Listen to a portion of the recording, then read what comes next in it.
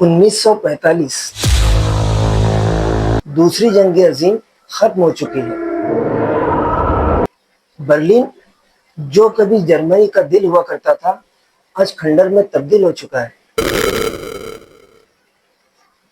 Hitler और उसके साथी मारे जा चुके हैं। मगर इस जंग के बाद एक ऐसी जंग का आगाज हो गया कि जो हथियारों से नहीं बल्कि दिमागों से लड़ी गई। और उस जंग का आगाज हुआ प्रोजेक्ट पेपर क्लिप से। बिस्मिल्लाहिर्रहमानिर्रहीम। अस्सलाम वालेकुम। मैं हूं शेख आरिफ और मैं आप तमाम फैमिली मेंबर्स को कायनात के राज में दज्जाल सीरीज की तीसरी किस्त में खुशामदीद करता हूँ। पिछली दो किस्तों में हमने दज्जाली जजीरे के बारे में और दज्जाली निज़ाम के बारे में जाना, मगर आज की हमारी जो ये किस्त है ये बहुत दिलचस्प और सनसनीखेज होने वाली है, क्योंकि आज की इस किस्त में मैं आपको माजी में लेकर जाना चाहता हूँ, यानी हम 1945 में जाएंगे। तो चलिए फिर आज की इस वीडियो का आगाज करते हैं। नेवाडा अमेरिका की 50 रियासतों में एक गैर मारूफ रियासत है कि जिसके मशरिक में ओटावा, मगरिब में कैलिफोर्निया, शुमाल में ओरेगन और इडावा और जुनूबी मशरिक में एरिज़ोना वाक़ है। इस रियासत का रकबा 1,10,567 मुरब्बा मील है और रकबे के लिहाज से ये अमेरिका की 7वीं बड़ी रियासत है। और यही वो वजह है कि जिसने इसे शायद मुस्तकबिल करीब में दज्जाली मिशन की तजुर्बागाह बना दिया। शुरू में अमेरिकी हुकूमत इस बात से इनकार करती रही और इस हवाले से पेश किए गए सबूतों को झुटलाती रही, मगर वो इस बात से इनकार नहीं कर सकते कि उन्होंने इस इलाके में यानी एरिया 51 को जाने वाले रास्ते का नाम, शाहराह का नाम एक्स्ट्रा टेरेस्ट्राइल हाईवे क्यों रख दिया। और इसका ये नाम रखा जाना अपने आप में बहुत हैरान कुन हकायक को छुपाए हुए है। इस एरिया में यूएफओस और एलियंस को देखे जाने के कई वाकयात रिपोर्ट हुए हैं और इन वाकयात की लिस्ट बहुत लंबी है। और जब बात हद से बढ़ गई तो अमेरिकन गवर्नमेंट की तरफ से ये बयान आया कि यहाँ बड़े पैमाने पर साइंसी एक्सपेरिमेंट किए जाते हैं जिसका ताल्लुक फेडरल गवर्नमेंट से। अमेरिकी लोग इस तरह की तसल्लियों से मुतमईन हो जाते, बहुत जल्द मुतमईन हो जाते, क्योंकि फ्री मेसन्स ने उन्हें मुतमईन करने के लिए ऐसी कई बातें घड़ रखी है और वो लोग इस बात को भी मान लेते अगर केली जॉनसन का वाकया ना पेश आया होता। केली जॉनसन अमेरिका के एक माहिर पायलट, एयरक्राफ्ट डिजाइनर और जीनियस इंसान थे। केली जॉनसन को अपनी फ्लाइट टेस्टिंग के लिए एक एरिया चाहिए था कि जहां पर वो अपने बनाए हुए प्लेन की टेस्टिंग कर सके। उनकी नज़र कुदरती तौर से एरिया 51 पर पड़ी। अब यहाँ उनका एक दोस्त था जिसका नाम टॉनी ली वायर था।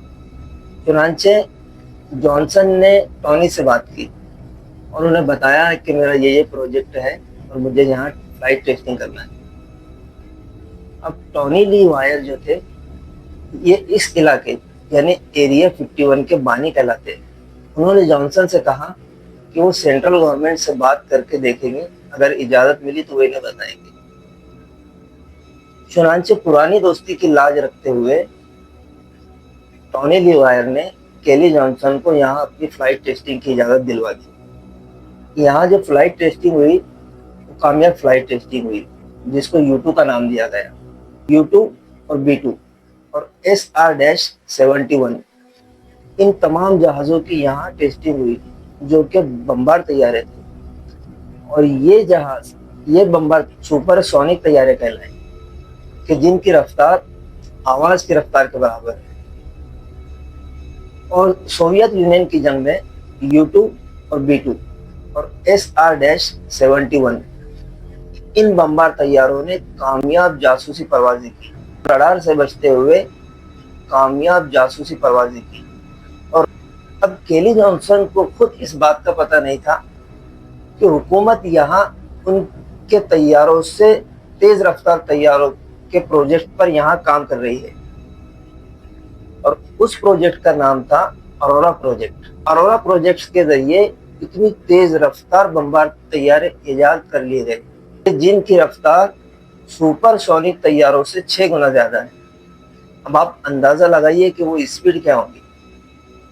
خیر، یہ ٹیکنالوجی ہمارے آج کے دور سے 20 سال بعد کی ٹیکنالوجی ہے۔ اورورا پروجیکٹ کے بارے میں ایک سائنٹسٹ جن کا نام ڈاکٹر جوزف موریس ہے، وہ ان رازوں کو جان گئے تھے، اور وہ انہیں پبلک کے سامنے لانا چاہتے تھے اور دنیا کے سامنے لانا چاہتے تھے، مگر ان کی یہ بات فری میسنز اور جو دنیا میں elite families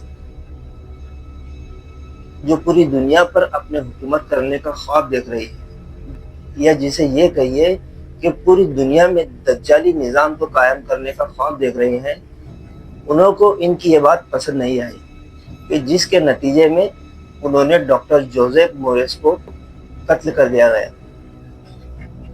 doctor Joseph Maurice کی موت کے بارے میں ہم انشاءاللہ آنے والی قسطوں میں جانیں گے، مگر اورورا پروجیکٹ کو جاننے کے لیے ہمارا پروجیکٹ پیپر کلپ کو جاننا بہت ضروری ہے۔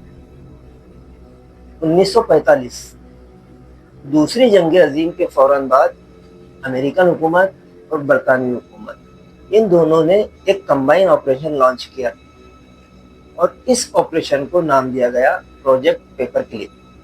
امریکن گورنمنٹ اور برطانوی حکومت، ان دونوں نے اپنی خفیہ ایجنسیوں کو ایک ٹاسک دیا کہ وہ جرمنی کے ماہر سائنسدان، ڈاکٹرز، انجینئر، جینیٹک انجینئر، دماغوں کو پڑھنے کے ماہر اور آپلڈ ریسرچر امریکہ لایا جائے۔ اب جن لوگوں کو امریکہ لایا گیا ان کی تعداد یہ 1600 اپنی فیلڈ کے ماہر لوگ تھے۔ غرض یہ کہ انہیں ایریا 51 میں لایا گیا، اور یہاں پر لا کر انہیں 4 سال کا ٹائم فریم دیا گیا، اور ان 4 سالوں میں وہ حاصل کر لیا گیا کہ جن کو حاصل کرنے کے لیے 50 سال یعنی نصف صدی لگنے والی۔ اب آپ اندازہ کیجئے کہ وہاں کیا کچھ ایجادات ہو چکی ہے، مگر ان ایجادات کو دنیا کے سامنے نہیں لایا گیا، اور یہ ایجادات دنیا کے کسی کام نہیں آئی، بلکہ یہ ایجادات اگر کسی کے کام آئیں گی تو وہ ہے دجال۔ کیونکہ جو ایلیٹ فیملیز جیسے فری میسنز اور ایلومیناٹی اور گرینڈ ماسٹر لوگ جو دجال کی راہ ہموار کر رہے ہیں، یہ تمام ٹیکنالوجی ان کے ہاتھ میں چلی گئی جس کا استعمال دجال کرے،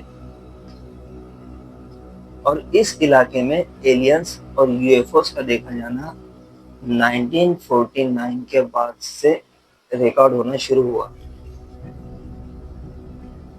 اس سے پہلے کی بھی کچھ مثالیں ہیں، اور اس علاقے میں یو ایف اوز اور ایلینز کو دیکھا جانا یہ کیا ظاہر کرتا ہے؟ خیر، یو ایف اوز کے بارے میں تو انشاءاللہ ہم ایک اسپیشل قسط میں اس پر ڈسکس کریں گے۔ اب ہوا یہ کہ جن لوگوں کو یہ 4 سال کا عرصہ دیا گیا ایکسپریمنٹ کے لیے، ہوا کچھ یوں کہ 4 سال کے بعد ان میں سے جو ماہر لوگ تھے، یا یہ کہیے کہ ان 1600 افراد میں سے جو جینیس لوگ تھے، وہ یہاں سے غائب ہونا شروع ہو گئے، یعنی ایریا 51 سے۔ تو یہ لوگ غائب ہو کر کہاں گئے کسی کو پتہ نہیں، نہ یہ لوگ جرمنی پہنچے، نہ یہ لوگ ایریا 51 میں، پھر انہیں کہاں پہنچا دیا گیا؟ اور جو لوگ یہاں سے غائب ہوئے تو ان کے ریکارڈ فائلوں سے ہٹا دیے گئے۔ آپ کا اس بارے میں کیا کہنا ہے کہ وہ لوگ غائب ہو کر کس جگہ پہنچے؟ کمنٹ میں لکھیے تاکہ اندازہ ہو سکے کہ اس میں آپ کی کیا رائے ہے۔ ملتے ہیں انشاءاللہ اگلی قسط میں۔ اللہ حافظ، السلام علیکم۔